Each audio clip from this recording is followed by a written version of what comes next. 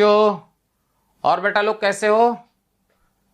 मैं Ramratan Dwivedi, joint director motion education private limited and head of department of chemistry, आपके सामने फिर आया हूं थर्मोकेमिस्ट्री का सेकंड लेक्चर लेके। फर्स्ट लेक्चर आपने देखा होगा। फर्स्ट लेक्चर में हमने heat of formation, heat of combustion, Kirchhoff law, bond energy तक कवर किया था। अब हम लोग आज पढ़ेंगे रेजोनेंस एनर्जी।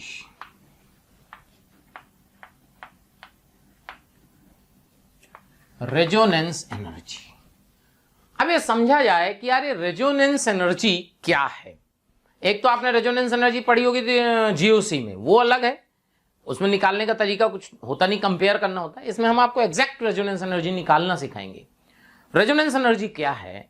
देखो, जब किसी कंपाउंड में रेजोनेंस होता है, जब किसी कंपाउंड में रेजोनेंस होता है तो रेजोनेंस के कारण क्या वो कंपाउंड एक्स्ट्रा स्टेबिलिटी गेन करता है, ये पता है। अगर कोई कंपाउंड एक्स्ट्रा स्टेबिलिटी गेन करता है, इसका मतलब वो लोअर एनर्जी में आता है। अच्छा, लोअर एनर्जी में कब आएगा? इसका मतलब एनर्जी कुछ लॉस करेगा। जो एनर्जी लॉस करता है वही है रेजोनेंस एनर्जी। डिफिनीशन अलग है। डिफिनीशन क्या है इसकी? The energy difference between most stable canonical structure and resonance hybrid. Definition समझिए।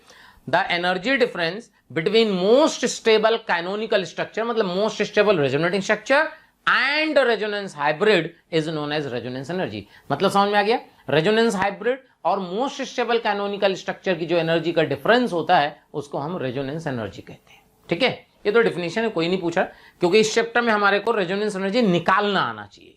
तो देखो होता क्या है पहले बताओ, CO2 में रेजोनेंस एनर्जी है कि नहीं? पहले बताओ, CO2 में रेजोनेंस है कि नहीं? रेजोनेंस होगा तो रेजोनेंस एनर्जी होगी। CO2 में ध्यान रखिएगा, CO2 में रेजोनेंस होता है। ठीक है, तो यहां ये अगर इसको ऐसे ब्रेक कर दें, C gas plus 2O gas, यानी कभी भी आपको किसी की रेजोनेंस एनर्जी निकालना, ध्यान सुनिएगा, रेजोनेंस एनर्जी निकालना है तो उसको क्या करो, आप गैसियस एटम में ब्रेक कर दो। ठीक है, जब आप इसको गैसियस एटम में ब्रेक करोगे तो देखो, और इसमें रूल थर्ड लगाओ, बॉन्ड एनर्जी वाला। कैसे? इस रिएक्शन का डेल्टा H0 जो होगा, देखिए इस रिएक्शन का जो डेल्टा H0 होगा, समझिएगा, इस रिएक्शन का जो डेल्टा H0 होगा वो देखो क्या लिखोगे, 2 टाइम्स बॉन्ड एनर्जी CO।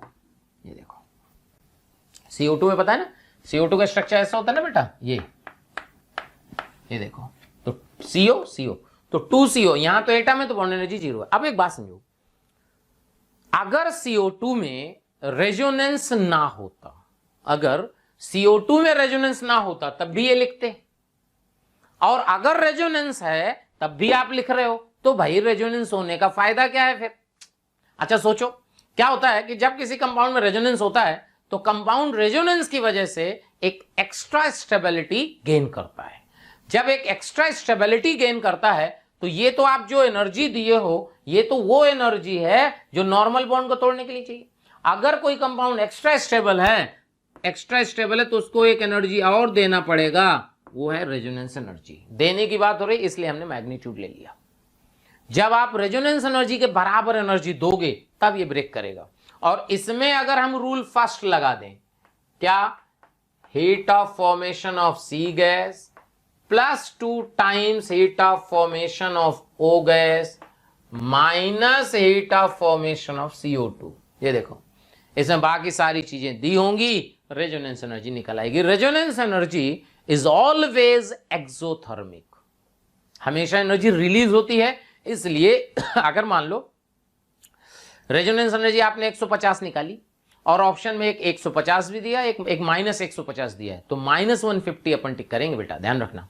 ठीक है, देख लीजिए, जैसे मान लीजिए कि ये बेंजीन है, देखिए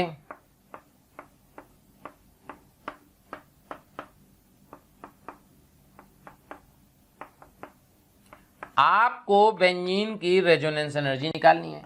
इसको क्या करो, ऐसे ब्रेक कर दो, 6C गैस 6H गैस, ये देखो, और यहां पे इस रिएक्शन का डेल्टा H0 रूल 3 से लिखना स्टार्ट करिए। तो देखिए कितने CH बॉन्ड है, 6CH बॉन्ड, देखो डबल बॉन्ड कितने हैं 3C डबल बॉन्ड C, देखिए प्लस 3CC बॉन्ड, चेक करो CC सिंगल। अच्छा इतना एनर्जी दोगे तो ये टूटेगा नहीं, क्यों नहीं टूटेगा? क्योंकि इसमें एक्स्ट्रा स्टेबिलिटी है, तो एक्स्ट्रा स्टेबिलिटी जो है वो रेजोनेंस एनर्जी है, ये दे दीजिए और इसको बराबर कर दीजिए रूल फर्स्ट के। रूल फर्स्ट क्या आएगा? 6 times heat of formation of C gas 6 times heat of formation of H gas minus heat of formation of benzene. ये देखिए सब वैल्यू पुट करना है, रेजोनेंस एनर्जी आ जाएगी, ये देखो। यानी जब भी अगर किसी कंपाउंड में रेजोनेंस है और उसको आप बॉन्ड एनर्जी में लिख रहे हो तो साथ ही में उसमें रेजोनेंस एनर्जी भी ऐड कर दो। देखो ये कॉन्सेप्ट है बेटा, देखो क्या बात क्लियर हुई? इसके बाद देखो मान लीजिए CH3OH लिक्विड, केवल इसमें न्यूमेरिकल क्या होगा कि सबका वैल्यू दिया होगा, रखना है माइनस प्लस करना है।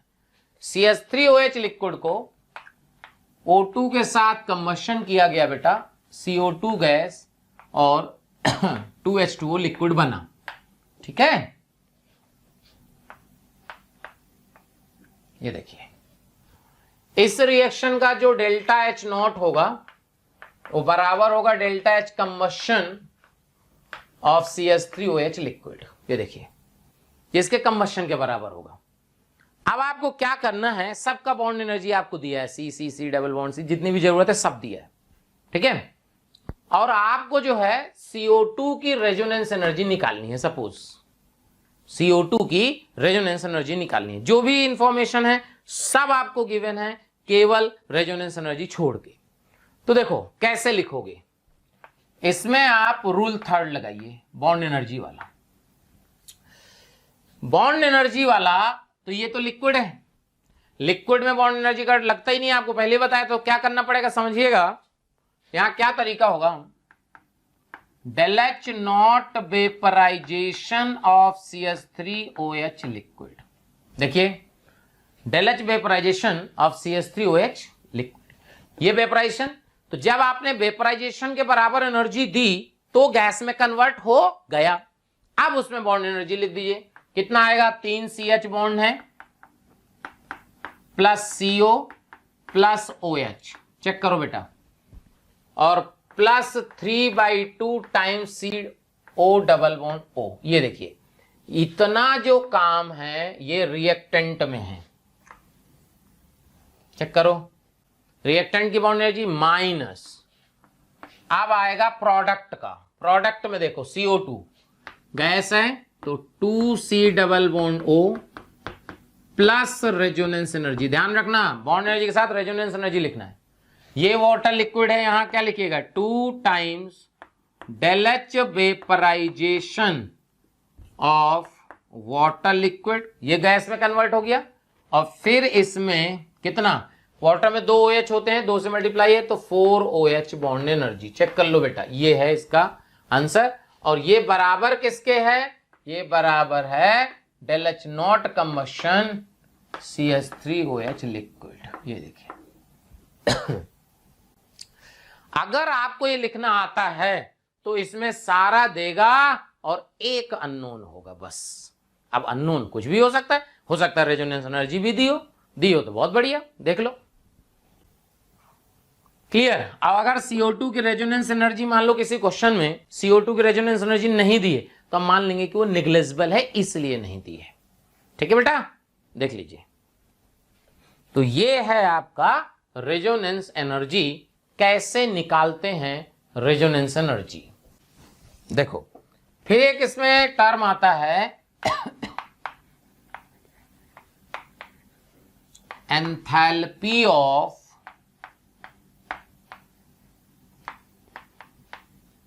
Dissociation. Enthalpy of dissociation, enthalpy of dissociation क्या है, देखो एंथैल्पी ऑफ डिसोसिएशन समझ में आता है, टूटने की एनर्जी, क्लियर। सो अगर मान लीजिए देखो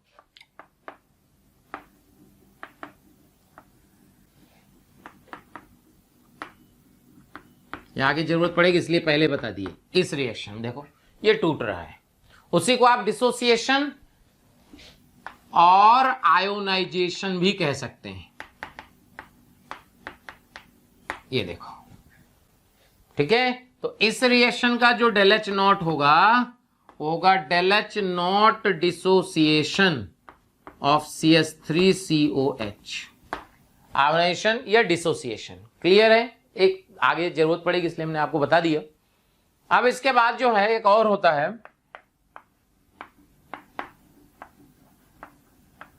एंथैल्पी, या एंथैल्पी के हीट लिख दो, हीट ऑफ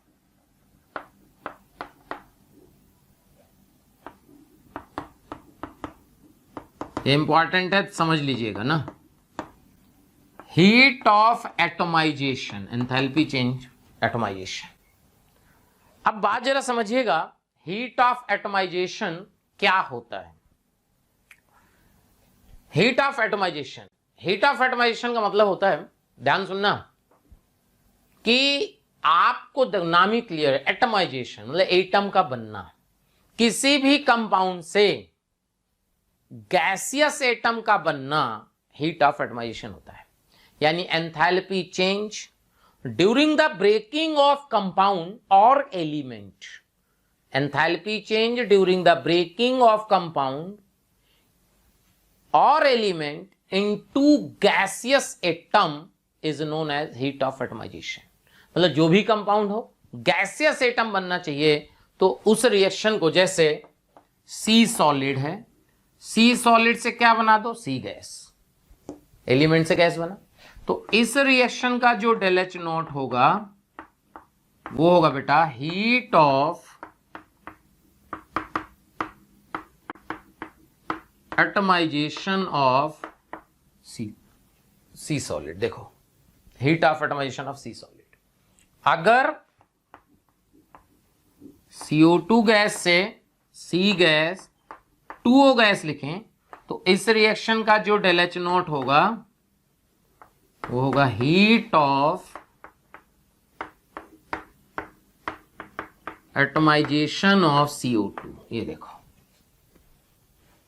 अगर आप C2H6 गैस का लिखें 2C gas plus 6H gas, तो यहां बोलेंगे कि इस रिएक्शन का जो डेल एच नॉट है वो बराबर है हीट ऑफ एटमाइजेशन। समझ में आया? यानी एक मोल रिएक्टेंट कोई भी हो, लिक्विड हो, सॉलिड हो, गैस हो, उससे कोई फर्क नहीं पड़ता, उससे गैसियस एटम जब बनेगा तो जो एंथैल्पी में चेंज आएगा उसे हम कहेंगे हीट ऑफ एटमाइजेशन। क्या क्लियर है? हीट ऑफ एटमाइजेशन देख लीजिए, ठीक है बेटा, क्लियर है? ठीक है, ये तो हो गया काम। अब जो जिसमें सबसे ज्यादा क्वेश्चन आता है वो है heat of neutralisation.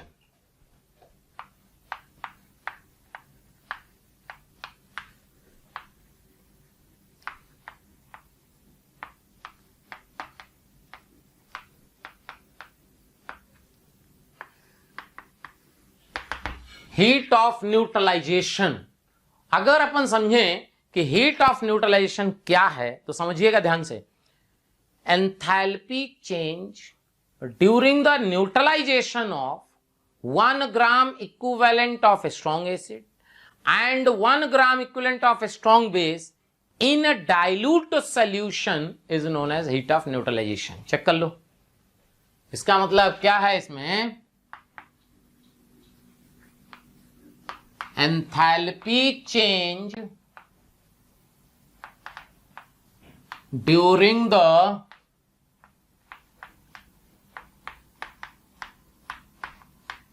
neutralization of 1 gram equivalent of a strong acid and 1 gram equivalent of a strong base in a dilute solution is known as heat of neutralization. Check कर लो बेटा, ये देखो, क्लियर है? क्लियर? यानी 1 gram equivalent strong acid और 1 gram equivalent strong base का जो हीट ऑफ न्यूट्रलाइजेशन है, जो एंथैल्पी चेंज है, वो हीट ऑफ न्यूट्रलाइजेशन है। जैसे देखो, आपने क्या किया, HCl एक्वस, NaOH एक्वस, इससे मिला आपका NaCl aqueous plus water liquid. देखिए, तो इस रिएक्शन का जो डेल एच नॉट है वो होगा हीट ऑफ न्यूट्रलाइजेशन।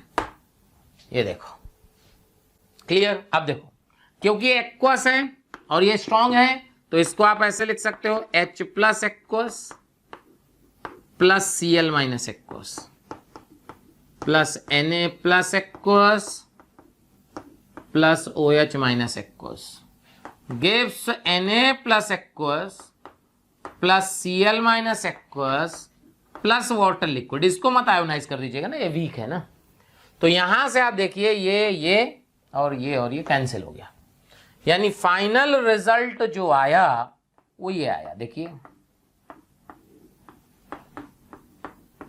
चेक करो, क्या फाइनल रिजल्ट ये बना, देखो। और इस रिएक्शन का जो डेल्टा एच नॉट है वो है हीट ऑफ न्यूट्रलाइजेशन। चेक करो, इस रिएक्शन का डेल्टा एच नॉट जो है बेटा, वो हीट ऑफ न्यूट्रलाइजेशन के बराबर है। अब खास बात देखो कि यहां हमने HCl लिया था, NaOH लिया था, फाइनल रिएक्शन में तो H प्लस OH माइनस ही बना। इसका मतलब, ध्यान सुनिएगा ध्यान से, कि heat of neutralization is independent of the nature of strong acid and strong base.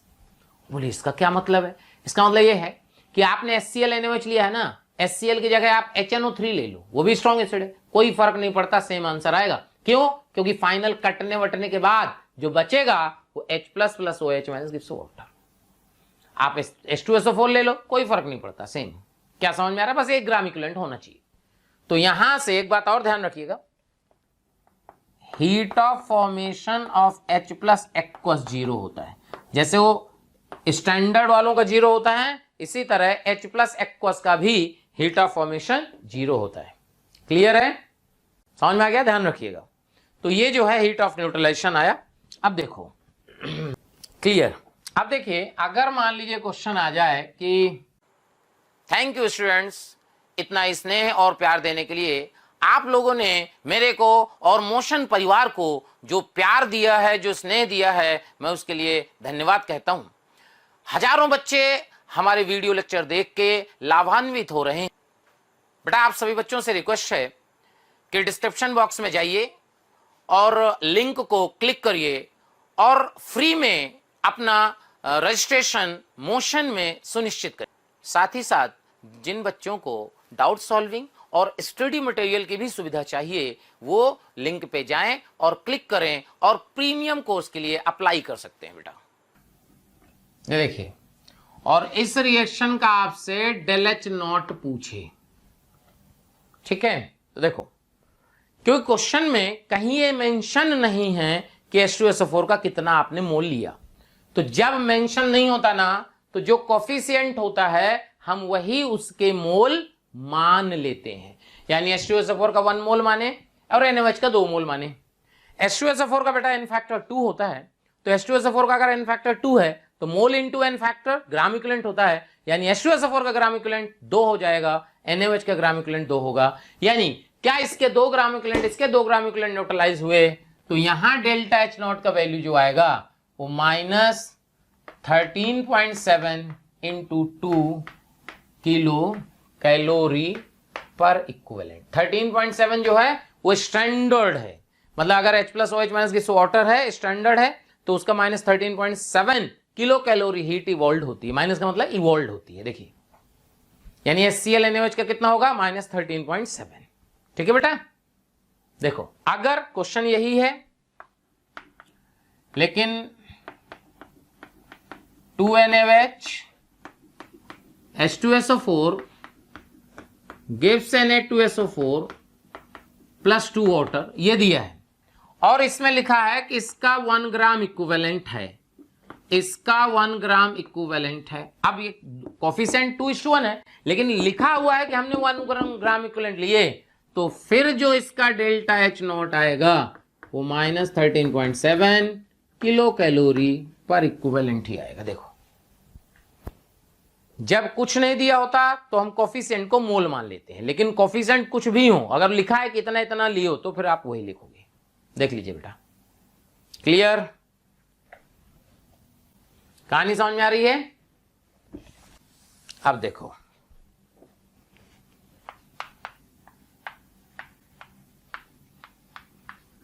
Heat of neutralization of weak acid and strong base. Heat of neutralization of weak acid and strong base. Weak acid and strong base की अगर हम बात करें कि इसका neutralisation कैसे होगा, तो देखो, सपोज कोई एसिड ले लेते हैं आप CH3COH और इसमें रिएक्शन कराते हैं NaOH की, जिससे मिलेगा CH3CONa प्लस वाटर लिक्विड। देखिएगा बेटा, ठीक है? अब देखो क्या होगा, ध्यान से। सबसे पहला क्वेश्चन ये आता है, क्या ये न्यूट्रलाइजेशन 100% होगा? क्या ये दोनों खत्म हो जाएंगे या कुछ बचेगा? सबसे इंपॉर्टेंट तो यही है। तो कुछ लोगों का मानना होगा कि वीक है तो ये 100% थोड़ी ना खत्म होगा। भाई वीक है ना, नहीं, चाहे एक वीक हो चाहे दोनों वीक हो, रिएक्शन हमेशा 100% ही होती है। अब बोले अगर 100% होती है तो फिर वीक होने का क्या मतलब रह गया? मतलब है इसमें, अभी समझिएगा। होता क्या है कि देखो, यहां से वीक है, जैसे आपने HCl को लिख दिया था H+Cl-, यानी जितना HCl है पूरा का पूरा आयोनाइज हो गया, बट ये वीक है तो ये पूरा का पूरा आयोनाइज नहीं होगा। अगर पूरा का पूरा आयोनाइज नहीं होगा तो इसका मतलब फिर क्या होगा, समझो। सपोज क्या CH3COH का कुछ परसेंट आयोनाइज होगा, 1%, 2%, ऐसे कुछ आयोनाइज होगा। ये 100% आयोनाइज है क्योंकि स्ट्रॉन्ग बेस है। तो क्या होगा, सपोज इतू सा सोल्यूशन में H+ है इससे, और इस OH- से कंबाइन किया, तो क्या जब इस OH- से कंबाइन किया तो इत्तू से H+, इत्तू से OH- कंबाइन किया तो क्या इत्तू से एनर्जी रिलीज हो गई। भाई H+ OH- कंबाइन किया, 1 ग्राम इक्विवेलेंट न्यूट्रलाइज करता तो 13.7 रिलीज होती, लेकिन थोड़ा थोड़ा न्यूट्रलाइज हुआ, थोड़ी सी एनर्जी निकली। जो थोड़ी सी एनर्जी निकली वो इसको फिर से आयोनाइज कर दी। सोचो, जो एनर्जी निकली ना वो आई और इसको फिर से ब्रेक करा दी, तो क्या ये फिर से थोड़ा सा आयोनाइज हो गया? और जब ये थोड़ा सा फिर आयोनाइज हो गया तो क्या ये फिर उससे रिएक्ट किया, फिर एनर्जी निकली। इस तरह करते करते पूरा ये रिएक्शन हो जाएगी। पहले बताओ समझ में आया? तो इसका जो डेल्टा H0 होगा, ध्यान सुनिएगा, कायदे से रिलीज होनी थी 13.7 वैसे, लेकिन इससे थोड़ी कम रिलीज हुई। ये देखो, और ये x क्या है? x यहां पे क्या है बताओ?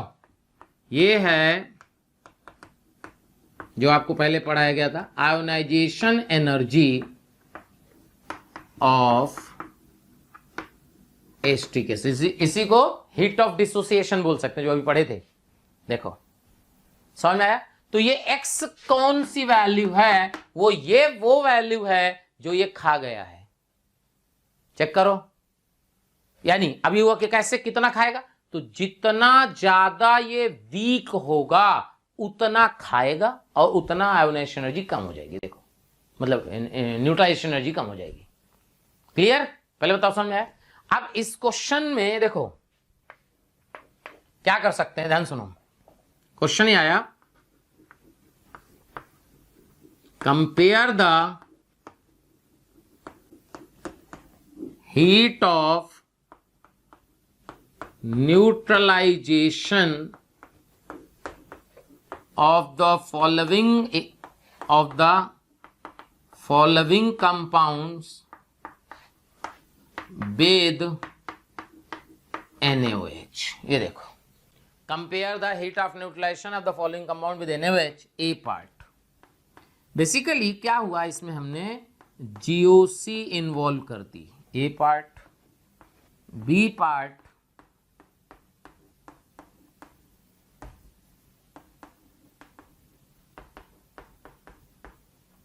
सी पार्ट,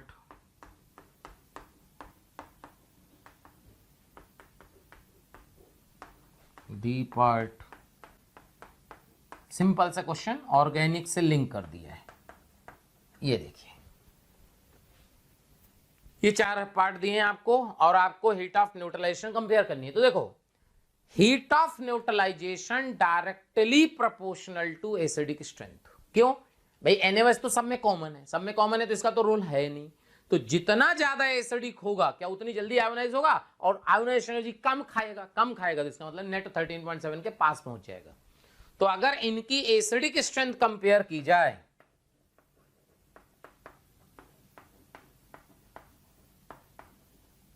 अगर इनकी एसिडिक स्ट्रेंथ कंपेयर की जाए, इनकी एसिडिक स्ट्रेंथ किसकी ज्यादा होगी, तो देखो यहां NO2 का -m इफेक्ट लग रहा है, यहां पे आप देखोगे OCH3 का +m लग रहा है, और यहां CH3 का +H लग रहा है, हाइपर कॉन्जुगेशन।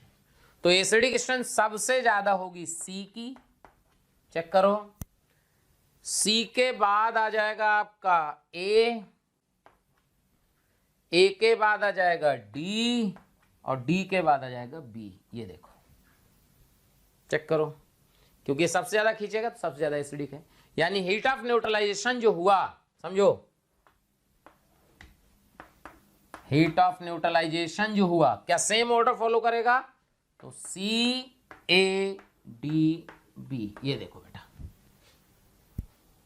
चेक कर लो, पहले बताओ समझ में आया।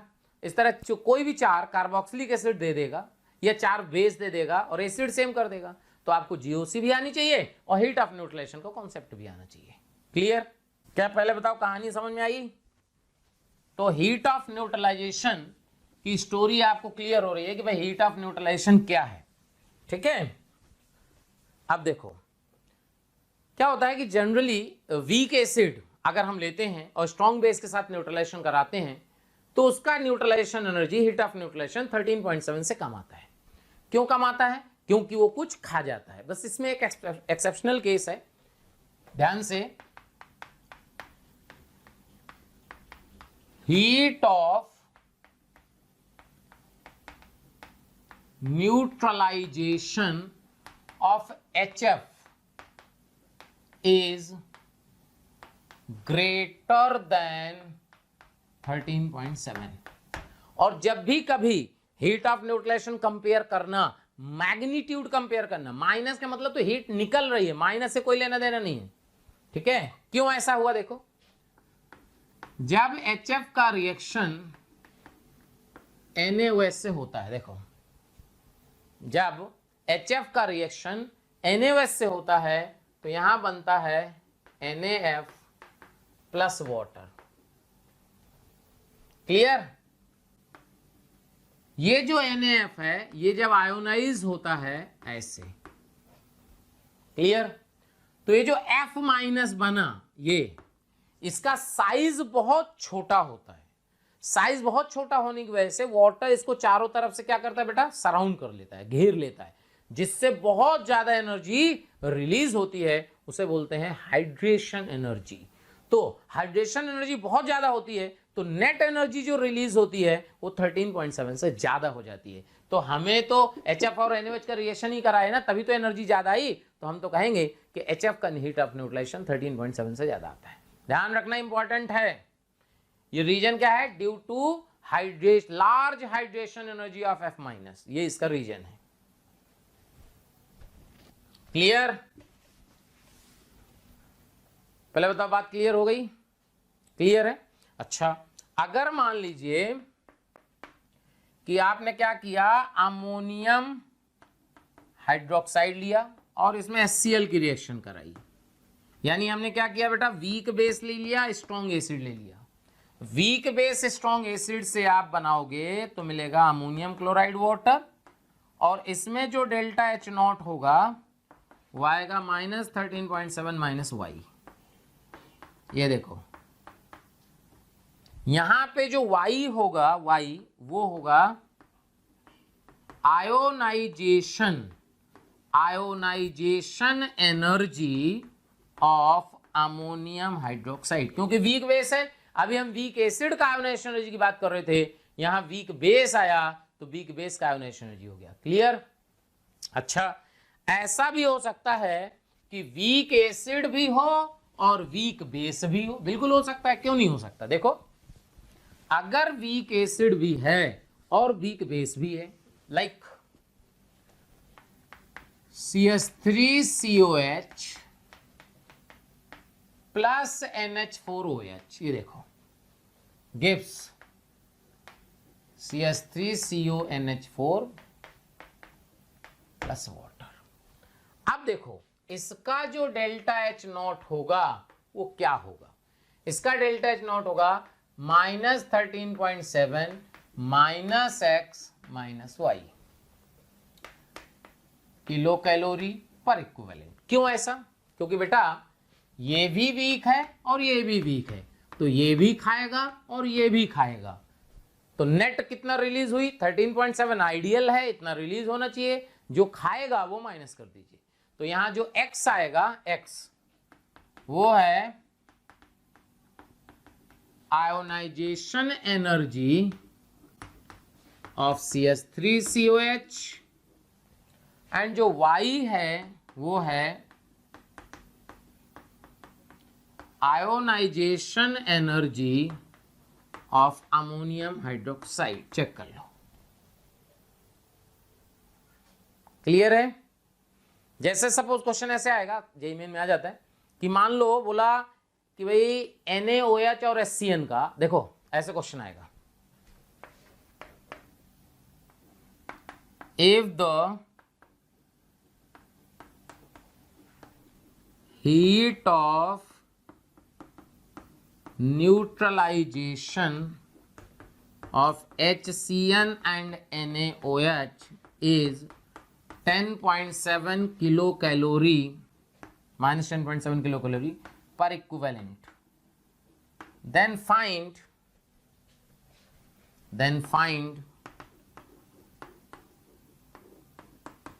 the ionization energy of HCN। ऐसे क्वेश्चन आता है, देखो ठीक है।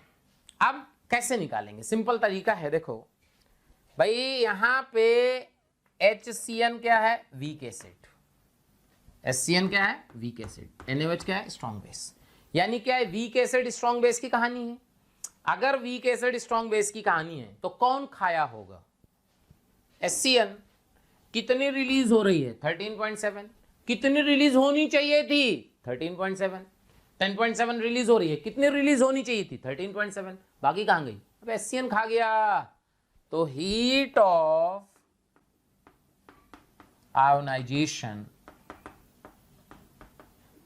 इक्वल टू, पता क्या लिख दो, ऐसे भी लिख कर सकते हो 13.7 माइनस एक्स का वैल्यू माइनस 10.7। ये देखो ये तो बताए थे, माइनस माइनस ये खत्म, x का वैल्यू 13.7 माइनस 10.7, ये लो चेक करो। तो यहां से 3 किलो कैलोरी। समझ में आया, नोट कर लीजिए। पानी समझ में आ रही भाई? अब हम लोग जो है बेटा हीट ऑफ न्यूट्रलाइजेशन काफी समझ लिए। भाई हीट ऑफ न्यूट्रलाइजेशन कैसे कैसे होता है, वीक एसिड कैसे strong base, strong acid weak base, सारी कहानी क्लियर हो गई। अब हम लोग बात करते हैं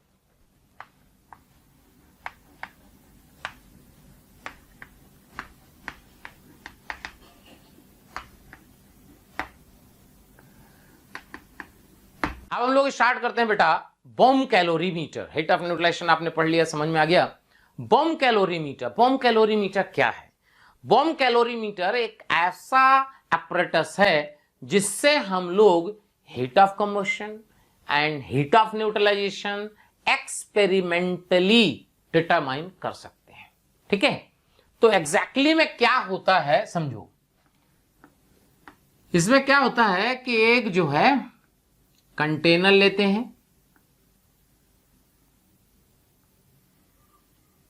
और जो कंटेनर लेते हैं वो एडियाबैटिक कंटेनर टाइप है। ठीक है, एडियाबैटिक मतलब इंसुलेशन इसमें कर देते हैं जिससे अंदर की हीट बाहर, बाहर की हीट अंदर ना जाए। और यहां पे मान लीजिए अपन ने m ग्राम इसमें क्या मिलाया, वाटर। ठीक है, और यहां पे ये W ग्राम जो है एक कंपाउंड लिया जिसका हमें कंबशन कराना है। ठीक है, क्लियर। यहां से अपन ने O2 पास कर दी और इसका कंबशन स्टार्ट हो गया। सही चुप। अगर इसका कंबशन स्टार्ट हो गया तो इस W ग्राम सब्सटेंस, समझो ये W क्या है, ये वेट ऑफ द सब्सटेंस है जो कि जलाया जाने वाला है। कंबशन कराएंगे, m ग्राम यहां वाटर रखा हुआ है। अब जब आप इसका कंबशन कराओगे बेटा, तो कंबशन कराने से क्या हीट इवॉल्व होगी। क्लियर, यानी समझना, अगर हम ये कहें कि heat evolve during the combustion, heat evolved during the combustion equal to क्या होगा। समझो ध्यान से, heat evolve during the combustion क्या होगा। ये जो हीट निकलेगी कंबशन से, ये दो जगह यूज होगी। एक ये कंटेनर के इनर वॉल्स में जाएगी, चेक करो, जो इनर वॉल्स जो होंगी वो क्या होंगी, हीट होंगी। ठीक है, दूसरा ये जो m ग्राम वाटर है ये क्या करेगा, हीट को एब्जॉर्ब करेगा, अपना टेम्परेचर बढ़ाएगा। यानी heat evolve during the combustion equal to होगा heat absorbed by the water plus heat absorbed by the container. Check करो बेटा, क्योंकि बाहर हीट निकल नहीं रही तो इतनी हीट निकली। अब सपोज ये Q आई, सपोज टेम्परेचर राइज हुआ डेल्टा T से। कितना हुआ टेम्परेचर राइज, डेल्टा T से। तो क्या जो Q का वैल्यू है ये पहला हो जाएगा ms delta T। m gram water है, s उसकी स्पेसिफिक हीट है, ms delta T। Heat absorb by the container, मान लीजिए C1 हीट कैपेसिटी है कंटेनर की। चेक करो, C1 क्या है, heat capacity of the container. C1 क्या है, heat capacity of the container. ये देखिए, heat capacity of the container. Clear, अच्छा ध्यान से, ये आई टोटल हीट। अच्छा ms क्या होता है, C इक्वल टू ms आपने पढ़ा होगा, तो ये भी मान लीजिए C2 हो गई, C2 delta T plus C1 delta T। यहां C2 क्या है, ये है हीट कैपेसिटी ऑफ वाटर। अच्छा इसको आप ऐसे भी लिख सकते हो, this is equal to C delta T। अभी हुआ कि C कहां से आ गया, डेल्टा T कॉमन ले लो, C2 प्लस C1 को C लिख दिए, और यहां C जो हो गई ये हो गई हीट कैपेसिटी ऑफ द। प्यारे बच्चों, बहुत सारे बच्चों के कमेंट आ रहे हैं ना कि आप इस टॉपिक पे वीडियो बनाइए। तो मैं बच्चों आपको बताना चाहता हूं कि ऐसा हो सकता है कि वो वीडियो ऑलरेडी चैनल में पड़ा हो। उसके लिए आपको करना क्या है कि मोशन के चैनल को सब्सक्राइब करना है और बेल आइकन को हिट करना है, जिससे आपके कोई भी नोटिफिकेशन मिस ना हो। हम कोशिश करेंगे कि आपकी जो डिमांड है मोशन परिवार पूरी करे। सिस्टम, ये देखिए, ये हो गई heat capacity of the system. System मतलब पूरे की मिला के। तो इतना हीट इवॉल्व हुई। अब आपको क्या निकालना था, heat of combustion. Heat of combustion अगर निकालना है तो देखो, heat of combustion. Heat of combustion कैसे निकालते हैं? 1 मोल को कंबशन कराते हैं, याद करो। तो यहां W ग्राम को कंबशन कराया गया है। M उसका अगर मोलर मास मान लें तो W/M, कैपिटल M, W/M उसका मोल हो जाएगा, यानी W/M मोल से इतना हीट इवॉल्व हुई। तो हीट ऑफ कंबशन होगा -Q। माइनस क्यों? क्योंकि ये तो हीट इवॉल्व है। एंथैल्पी में जब लिखोगे तो माइनस लगाओगे। एंड दिस डिवाइड बाई पर मोल के लिए, देखो पर इतने मोल में इतना, तो 1 मोल में कितना। तो यहां से इसको डेल्टा H अगर लिख दें तो डेल्टा H का वैल्यू आ जाएगा -M/W C डेल्टा T। ये देखो, आप देखना बहुत बार डायरेक्ट क्वेश्चन आता है फॉर्मूले पे बेस्ड, डायरेक्ट कितना ग्राम इतना ये है, ठीक है। अब क्या होता है इसमें, एक बात और समझिए। इसमें क्या होता है कि जो बम कैलोरीमीटर है वो 2 प्रकार की होती है, constant pressure bomb calorimeter and constant volume bomb calorimeter. तो देखो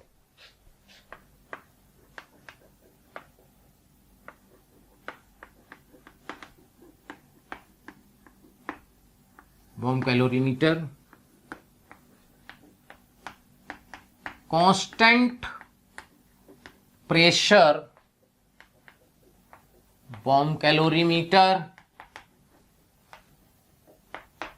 एंड दूसरा होता है कांस्टेंट वॉल्यूम बम कैलोरीमीटर।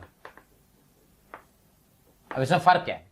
अगर यहां यह ऐसा दिया है तो जो हीट ऑफ कंबशन होगा वो डेल्टा H से डिनोट किया जाएगा, और ऐसा दिया है जो हीट ऑफ कंबशन होगा वो डेल्टा E से डिनोट किया जाएगा, ठीक है। और delta H equal to delta E plus del NG/RT। तो ये जो कंडीशन दी होगी उससे एक आएगा, इस फॉर्मूले में रखोगे तो दूसरा आएगा। कंबशन की रिएक्शन लिख लो, जो भी कंपाउंड उसका रिएक्शन लिखो और फॉर्मूला लगाओ, आंसर आ गया। देख लीजिए, क्लियर? क्या भी बात समझ में आ रही? ये है बम कैलोरीमीटर। अब ध्यान सुनो। अच्छा, अब ये हुआ कि इसमें न्यूट्रलाइजेशन कैसे निकलेगा। तो न्यूट्रलाइजेशन के लिए भी सेम कॉन्सेप्ट है। सेम कैसे भाई? वाटर दिया होगा या कोई सोल्यूशन दिया होगा और हीट कैपेसिटी दी होगी कंटेनर की और टेम्परेचर राइज दिया होगा, तो टोटल हीट हम निकाल लेंगे कि इतना हीट इवॉल्व हुई। ये क्वेश्चन जो है, आपको जो क्वेश्चन लिखा हुआ है बेटा, ये क्वेश्चन आपको पूरे जो है neutralization, heat of neutralization concept clear कर देगा। शानदार क्वेश्चन है, बहुत बढ़िया। तो ये क्वेश्चन क्या कर रहा है? कर रहा है 100 ml 0.5 molar H2SO4 is neutralised by 200 ml 0.2 molar ammonium hydroxide in a constant pressure calorimeter। यानी कैलोरीमीटर जो कांस्टेंट प्रेशर बम कैलोरीमीटर है उसमें हमने न्यूट्रलाइजेशन कराया। which results in a temperature rise of 1.4 degree centigrade, यानी डेल्टा T का value दिया है 1.4 degree centigrade. If the heat capacity of the system समझ रहे हो ना, C पूरा combined C is 1.5 kilojoule per degree centigrade, then select the correct statements। given है, 2 रिएक्शन गिवन है, HCl NaOH NaCl water plus 57 का मतलब डेल्टा H का वैल्यू -57, यानी it is a heat of neutralisation of strong acid and strong base. जो हमने 13.7 kilo calorie लेते थे उसी को यहां जूल में दिया हुआ है, कंफ्यूज मत होइएगा। और ये रिएक्शन दी है वीक की प्लस 48.1, इसका मतलब डेल्टा H क्या लिख दीजिएगा -48.1 किलो जूल पर मोल। ओके, अब देखिए पहला क्वेश्चन कर रहा है enthalpy of neutralisation of HCl ammonium hydroxide. Clear? तो अब आपको क्या करना पड़ेगा, क्वेश्चन को हटाना पड़ेगा बेटा, तभी सोल्यूशन लिख पाएंगे ना। तो एक बार आप क्वेश्चन अच्छे से लिख लीजिए ना, फिर आप समझिएगा, ठीक है। यहां पे हम लिख लेते हैं जो जो गिवन है, जिसकी जरूरत अपने को पड़ेगी। देखो H2SO4 के मिली इक्विवेलेंट निकाल लो। Milliequivalent of H2SO4, milliequivalent of H2SO4 की वैल्यू आ जाएगी 100 into 0.5 into 2। So 100 into 0.5 into 2 ये बराबर आ जाएगा 100। And milliequivalent of ammonium hydroxide का वैल्यू आ जाएगा 200 इंटू 0.2 एंड फैक्टर 1, तो 200 इंटू 0.2, तो ये आ जाएगा 200 इंटू 0.2, जिसकी वैल्यू आ जाएगी 40। चेक करो, ठीक है बेटा, बस इतनी जरूरत पड़ेगी। अच्छा एक बात और, डेल्टा टी दिया है, सी का वैल्यू दिया है आपका 1.5 और डेल्टा टी का वैल्यू 1.4, बस इतनी जरूरत अपने को पड़ेगी। तो अपन इसको हटा देते हैं, क्योंकि बेटा सोल्यूशन लिखने के लिए स्पेस चाहिए। तो देखो क्या कहेंगे, सबसे पहले हीट इवॉल्व्ड इक्वल टू क्या होता है, सी डेल्टा टी। सी का वैल्यू दिया है आपको 1.5 इंटू डेल्टा टी दिया था 1.4। चेक करो, ठीक है बेटा, चेक कर लो। तो ये जो है आप देखिए कितना आएगा, 15 टू दिस, ये आ जाएगा 2.1 यूनिट, क्या दिया था बेटा, किलो जूल। ये देखिए इतना हीट इवॉल्व हुई। अच्छा ये हीट कब इवॉल्व हुई है, जब H2SO4 और अमोनियम हाइड्रोक्साइड न्यूट्रलाइज किया है। देखो अब ध्यान से सुनो कि इसके मिली इक्विवेलेंट है 100 और इसके हैं 40। तो बेटा अमोनियम हाइड्रोक्साइड तो यहां लिमिटिंग होगा, क्योंकि जब अमोनियम हाइड्रोक्साइड खत्म हो गया तो उसके बाद तो रिएक्शन ही नहीं हो रही। यानी ये जो आपको हीट इवॉल्व आ रही है, ये क्या 40 मिली इक्विवेलेंट 40 मिली इक्विवेलेंट के लिए आ रही है। दिस इज जो हीट आ रही है ये है फॉर 40 मिली इक्विवेलेंट। और अगर आपको heat of neutralisation of H2SO4 and ammonium hydroxide निकालनी है, तो क्या हीट ऑफ न्यूट्रलाइजेशन हमेशा 1 ग्राम इक्विवेलेंट का निकाला जाता है, यानी कि 1000 मिली इक्विवेलेंट का। तो क्या करिएगा, माइनस लगा दीजिए, 2.1 बाई 40 इंटू 1000। चेक कर लीजिए, क्या भाई समझ में आ रहा है। तो यह आ जाएगा 2.1 इंटू 25, तो यह आ जाएगा 25 दिस, ये आ गया आपका 52.5। ये देखो 52.5 kilo joule per equivalent. It is a heat of neutralisation of H2SO4 and ammonium hydroxide. अब पहला ऑप्शन, पहला क्या कर रहा है, heat of neutralisation of HCl and ammonium hydroxide. आपको बताया गया था कि अगर स्ट्रॉन्ग एसिड बदल देते हो कोई फर्क नहीं पड़ता। तो स्ट्रॉन्ग एसिड के बदलने से कोई फर्क नहीं पड़ता। तो क्या हमने स्ट्रॉन्ग एसिड H2SO4 की जगह पे यहां HCl ले लिए, तो हीट ऑफ न्यूट्रलाइजेशन वही रहेगा। इसका मतलब ये आंसर आएगा। चेक करो बेटा, आपको बताया था heat of neutralization strong acid के बदलने से फर्क नहीं, हाँ वीक के बदलने से जरूर फर्क पड़ेगा। क्यों, क्योंकि डिसोसिएशन एनर्जी डिफरेंट होती है, इसलिए पहला आंसर सही हो गया। अगला देखो, enthalpy of dissociation of ammonium hydroxide. अब अमोनियम हाइड्रोक्साइड की कह रहा है डिसोसिएशन एनर्जी 4.5 होनी चाहिए। चेक करो, स्ट्रॉन्ग का कितना है, -57। क्या heat of enthalpy of dissociation, प्यारे बच्चों अगर आपको हमारी वीडियोस पसंद आ रही हो तो उनको लाइक और शेयर करें, जिससे जरूरतमंद बच्चों तक वो वीडियो पहुंच सके। और मैं बच्चों ये कहना चाहता हूं कि आप जब वीडियोस देखें तो उसमें कमेंट जरूर लिखें, क्योंकि एक एक कमेंट, आपका एक कमेंट मेरी पूरी टीम को मोटिवेशन देता है। इसलिए आपसे रिक्वेस्ट है बेटा कि कमेंट जरूर करें।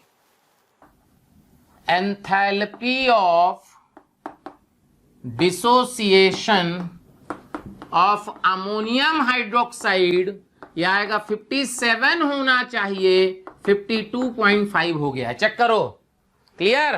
तो ये कितना आ जाएगा, 4.5 किलो जूल। चेक कर लो बेटा, क्लियर भाई।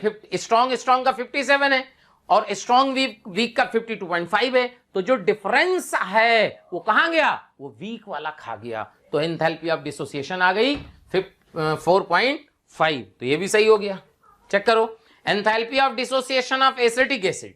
अब enthalpy of dissociation of acetic acid कैसे निकालेंगे, बस ये समझ लीजिए। तो एंथैल्पी ऑफ डिसोसिएशन देखो, वीक का कितना है 48.1, होना कितना चाहिए 57। तो क्या 48.1 का वैल्यू आप लिख सकते हो, याद आ रहा है। 57 स्ट्रॉन्ग, ये वीक एसिड, ये वीक बेस। वीक बेस का हम निकाल चुके हैं, वीक एसिड का निकाल लो, चेक कर लो। तो यहां 48.1 equal to 57 minus 4.5 minus Y. Check कर लो, तो y का वैल्यू निकाल लीजिए कितना आता है। क्या भाई निकाल लेंगे? तो शायद वो नहीं आएगा, एक बार देख लीजिएगा ना। और डी वाला आंसर ये तो आ ही जाएगा। क्यों आ जाएगा? क्योंकि जो आपको ये दिया है 57 स्ट्रॉन्ग का, तो स्ट्रॉन्ग का जो 57 दिया है, इसका मतलब इस रिएक्शन का डेल एच दिया है। इसका डेल एच है -57। तो अगर हम इसको रिवर्स कर दें बेटा, वाटर लिक्विड से H प्लस OH माइनस लिख दें, तो क्या डेल्टा H का वैल्यू 57 हो जाएगा।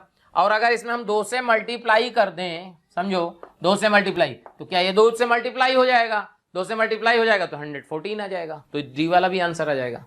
तो ए बी डी आंसर आना चाहिए, कायदे से वो नहीं आएगा ये वाला ना, ए बी डी आंसर होगा। चेक करो बेटा एक बार। तो बेटा पिछले क्वेश्चन में अपन ने देखा कि हम बम कैलोरीमीटर का यूज करते हुए कैसे हीट ऑफ न्यूट्रलाइजेशन निकालते हैं। So heat of neutralization clear हो गया। अब एक कॉन्सेप्ट और है इसमें, बम कैलोरीमीटर में ही होता क्या है कि जैसे देखिएगा, इंपॉर्टेंट कॉन्सेप्ट है। जैसे मान लीजिए ये आपका बम कैलोरीमीटर है, ओके। यहां अपन इंसुलेशन किया हुआ है, एडियाबेटिक कंटेनर बना दिया, इसमें W ग्राम सब्सटेंस है जिसका कि कंबशन कराना है, ठीक है। कांस्टेंट प्रेशर बम कैलोरीमीटर लेते हैं। It is a constant pressure bomb calorimeter, constant pressure bomb calorimeter, ठीक है। W ग्राम सब्सटेंस है जिसका कि हमारे को क्या करना है, कंबशन कराना है। फिर बोलता है सेलेक्ट द करेक्ट स्टेटमेंट। समझिएगा, क्वेश्चन ही बना देते हैं। सेलेक्ट द करेक्ट स्टेटमेंट्स, ध्यान से, ठीक है बेटा। A part delta H equal to 0, B part delta U equal to 0, C part delta H less than 0, D part delta U less than 0। देखिए अब इसमें क्या है, बहुत सारा कंफ्यूजन रहता है कि भाई ये इसमें कैसे किया जाए, क्या है। इंपॉर्टेंट है भाई, ध्यान रखना। तो एग्जैक्टली में क्या होता है कि जब हमने पिछली में अपन उसमें हीट ऑफ कंबशन में, क्योंकि कंबशन में क्या होता है, एनर्जी इवॉल्व होती है। अगर कंबशन में एनर्जी इवॉल्व होती है, इसका मतलब बेटा ये हुआ कि डेल एच निगेटिव होता है। अच्छा, डेल एच क्या होता है, heat of reaction at constant pressure, and del U क्या होता है, heat of reaction at constant volume. तो दोनों ही कायदे से निगेटिव होने चाहिए और COD आंसर आना चाहिए, लेकिन ऐसा होता नहीं है। आंसर इसका जो है बेटा वो A और B है। यार डेल एच 0 कैसे हो सकता है, कंबशन तो कोई 0 थोड़ी ना होगा। बात जरा समझिए। देखो अगर यहां पे ध्यान सुनना, डेल एच कंबशन जो है वो नॉट इक्वल टू 0 है, कंबशन 0 नहीं है। क्योंकि डेल एच कंबशन, जो डेल एच नॉट रिएक्शन का कंबशन का आया था, वो तो आया था माइनस, कितना आया था, -W/m ना, तो -m divide by W C delta T। याद आ रहा है, याद है ना, बम कैलोरीमीटर में पढ़े थे। तो यहां से अपन ये कहते हैं डेल्टा T, लेकिन ये कंबशन का मतलब हीट ऑफ कंबशन है, ये एग्जैक्टली में पूरी रिएक्शन का डेल एच नहीं है। बोलिए ये कैसे हो रहा है। तो देखो सपोज क्या होता है, ध्यान सुनिएगा। सपोज कोई कंपाउंड है, आप ग्लूकोज ले लेते हैं ना, ग्लूकोज, ये जो W ग्राम दिया है मान लीजिए ग्लूकोज है, इसको हमने O2 के साथ कंबशन कराया तो आपको क्या मिलेगा, 6 CO2 6 वाटर लिक्विड ना, ठीक है बेटा, बैलेंस कर लेंगे, ठीक है। अब देखो इस रिएक्शन का जो डेल एच है वो बराबर होगा del H not combustion of glucose. Check करो बेटा, इस रिएक्शन का डेल एच है, ये ओवरऑल डेल एच नहीं है। अब ये हुआ कि ओवरऑल डेल एच क्या होता है, देखो क्या होगा, प्रोसेस समझो, इस W ग्राम का कंबशन कराएंगे, हीट निकलेगी, जो हीट निकली वो ये है।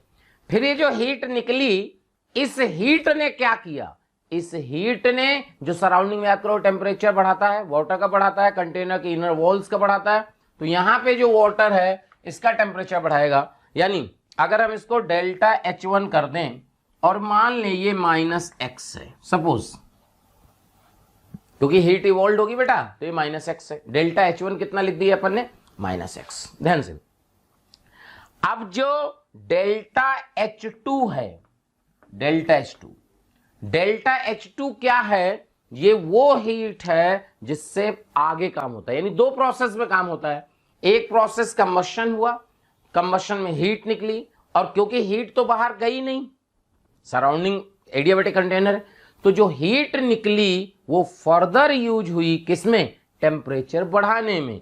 तो डेल्टा H2 का वैल्यू अब x हो जाएगा। क्यों, क्योंकि अब तो हीट ये एब्जॉर्ब करेगा, तो डेल एच नेट जो होगा वो 0 हो जाएगा। देखो x - x, पहले बताओ समझ में आया। इसी तरह डेल यू हो जाएगा। बहुत इंपॉर्टेंट कॉन्सेप्ट है, क्योंकि अगर एग्जाम में आ गया तो अपने को समझ नहीं आएगा कि डेल एच कैसे 0 हो सकता है। यहां डेल एच दो प्रोसेस का डेल एच है, एक कंबशन से जो हीट निकल रही है वो, और जो टेम्परेचर बढ़ाने में हीट एब्जॉर्ब हो रही है वो, दोनों का सम डेल एच है। क्लियर बेटा, डेल एच कंबशन की बात नहीं हो रही, डेल एच नेट की बात हो रही है। इसी तरह डेल यू नेट क्या हो जाएगा, 0 हो जाएगा। ठीक है, ठीक, क्या भाई कहानी क्लियर होगी बेटा। देख लो, अब हम लोग बात करते हैं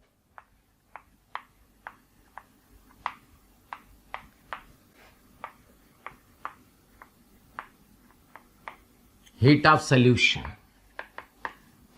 ये हीट ऑफ सॉल्यूशन क्या है, तो देखो हीट ऑफ सॉल्यूशन क्या होता है, enthalpy change when 1 mole of the solute is dissolved in excess of solvent. Clear करो,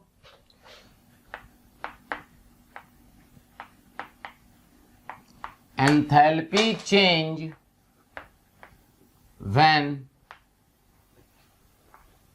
1 mole of a solute is dissolved in excess of solvent is known as heat of solution। Check करो बेटा, ये है heat of solution. जैसे देखो KCl solid को aqueous में dissolve करो, तो यहां से आप लिखोगे KCl एक्वस। एक्वस का मतलब एक्सेस ऑफ वाटर। तो इस रिएक्शन का जो डेल एच होगा वो होगा del H nought solution of KCl solid. ये देखो, इसी तरह CuSO4 solid plus aqueous gives CuSO4 aqueous, del H not होगा del H nought solution of CuSO4 solid. ये देखिए, अगर आप CuSO4.5H2O लेते हो और यहां से ये लिखते हो CuSO4 एक्वस, यहां 5H2O था बेटा, बट एक्सेस ऑफ वाटर में जब डिसॉल्व करोगे तो एक्वस में कन्वर्ट हो जाएगा, और फिर इस रिएक्शन का del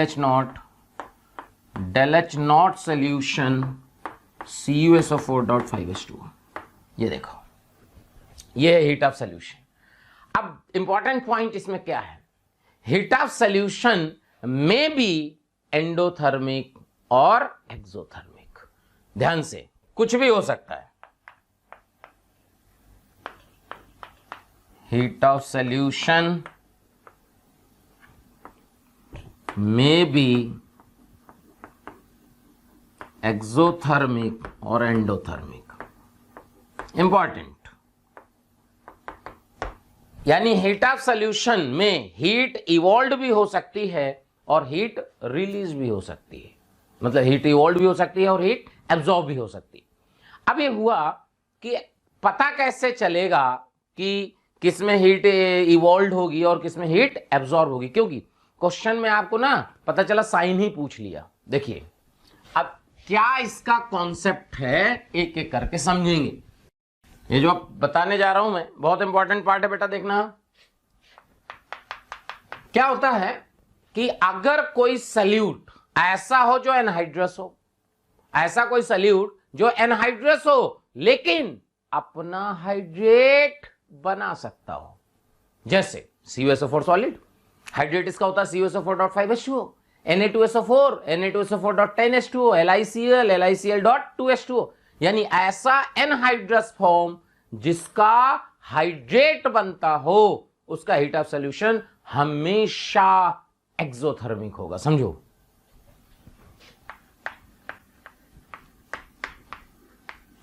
heat of solution of anhydrous form of the salt which can form its hydrate। देखो, the heat of solution of anhydrous form of the salt which can form its hydrate will be exothermic. ये देखो कैसे, CuSO4 dot solid में आपने aqueous मिलाया, aqueous मतलब access of water, तो CuSO4 aqueous बनेगा और इसका डेल एच नॉट जो होगा वो निगेटिव होगा। इसी तरह LiCl solid plus aqueous, LiCl aqueous, delta H not negative होगा। एग्जाम्पल में आप बहुत सारे लिख सकते हो, ये तो दो हो ही गए, Na2SO4 solid, MgSO4 solid, CaCl2 solid, ETC, इन सब का हीट ऑफ सॉल्यूशन क्या होगा बेटा, निगेटिव होगा, एक्सोथर्मिक होगा। क्योंकि फिर समझो ऐसे एनहाइड्रस फॉर्म जो अपना हाइड्रेट बना सकते हो उनका हीट ऑफ सॉल्यूशन एक्सो होगा।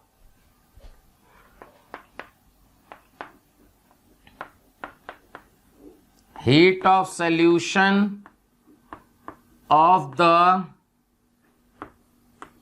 hydrated form of the salt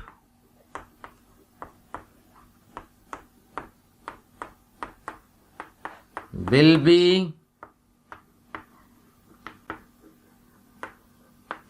endothermic। देख लो, heat of solution of the hydrated form of the salt will be endothermic, मतलब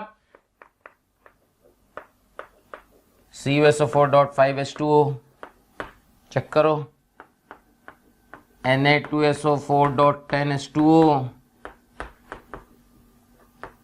MgSO4.7H2O, LiCl.2H2O, CaCl2.6H2O। ये देखो, इन सब का हीट ऑफ सॉल्यूशन बेटा एंडोथर्मिक होगा। चेक करो, क्लियर है? तो हीट ऑफ सॉल्यूशन किसका एक्सो होना है, किसका एंडो होना है, बात क्लियर हो गई। देख लीजिए, कहानी क्लियर हुई बेटा। अब हीट ऑफ सॉल्यूशन के बाद एक नया टर्म आता है, integral heat of solution.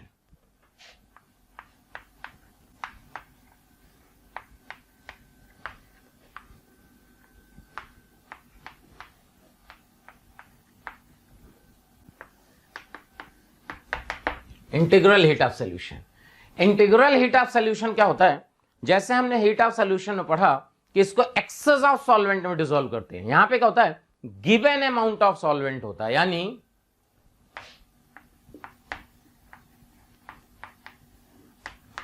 Enthalpy change when 1 mole solute is dissolved in a given amount of solvent, ये देखो, is known as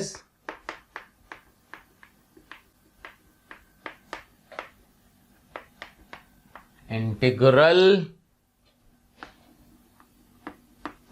heat of solution. ये देखो बेटा, जैसे KCl सॉलिड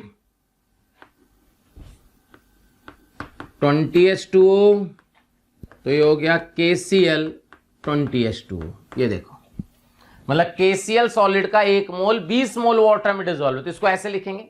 और इस रिएक्शन का जो डेल एच नॉट है वो लिखेंगे कि ये मतलब है integral heat of solution of KCl solid. और एक बात बताएं, किसी भी सॉल्यूट के infinite integral heat of solution हो सकते हैं। क्यों? 2 मोल वाटर, 4 मोल वाटर, कुछ भी डिसॉल्व करो बेटा। अगर अपन ने ऐसे लिख दिया, ये देखो ऐसे लिखना पड़ेगा आपको, एक्वस नहीं लिख सकते यहां। देखो, इसको भी हम इंटीग्रल हीट ऑफ सोल्यूशन कहेंगे। मान लीजिए ये वैल्यू x है और ये वैल्यू मान लीजिए y है, ठीक है बेटा। सो ये integral heat of solution clear हो गया। अब एक नया टर्म आता है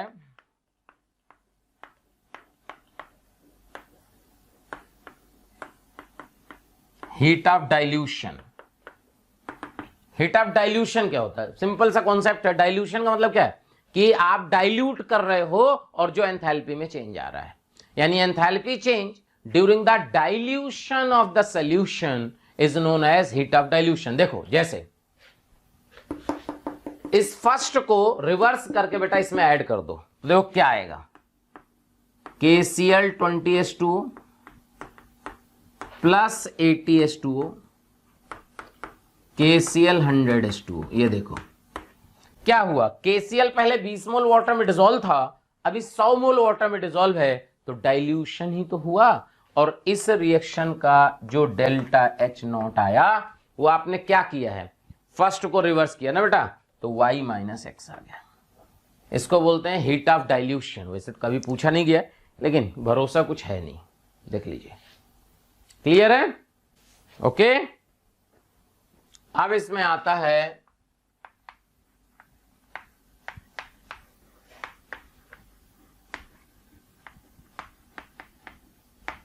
हीट ऑफ हाइड्रेशन। देखिए भाई, हीट ऑफ हाइड्रेशन लास्ट है, ठीक है, क्योंकि लैटिस एनर्जी आपने केमिकल बॉन्डिंग में पढ़ ली होगी बेटा ना, उसमें बॉर्न हैबर साइकिल आपको केमिकल बॉन्डिंग में पढ़ाया गया होगा, ठीक है। तो हीट ऑफ हाइड्रेशन क्या होता है? तो होता क्या है, देखो, enthalpy change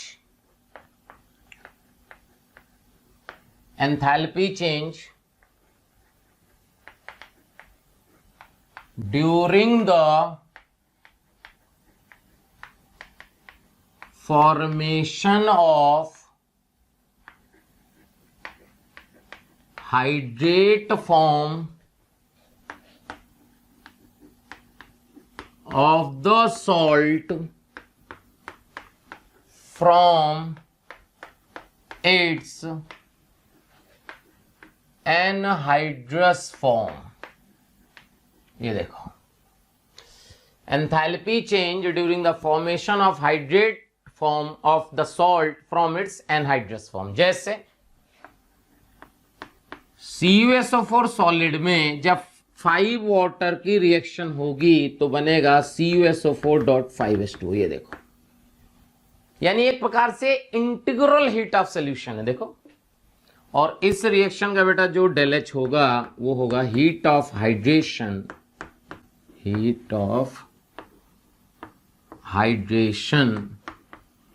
of CuSO4 solid। Heat of hydration is always exothermic। Heat of hydration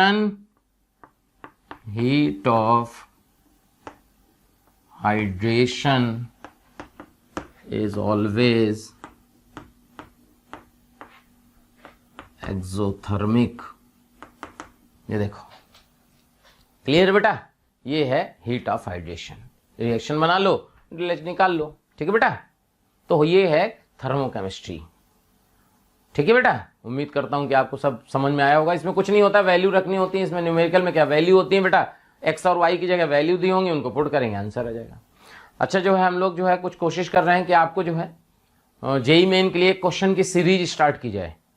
तो चैप्टर वाइज क्वेश्चन की सीरीज में स्टार्ट करने वाला हूं बेटा, उसमें क्या होगा कि क्वेश्चन आपको आएंगे और 10-10 क्वेश्चन हर चैप्टर के या ज़्यादा भी हो सकते हैं, और उनका प्रॉपर सोल्यूशन एंड उससे रिलेटेड मैकेनिज्म, कैसे इसमें कॉन्सेप्ट आ सकता है, तो आपका पूरा उसमें जो है रिवाइज हो जाएगा। कोशिश करूंगा कि आपका फायदा हो, वो जल्द ही आने वाला है। ठीक है बेटा, चलिए धन्यवाद।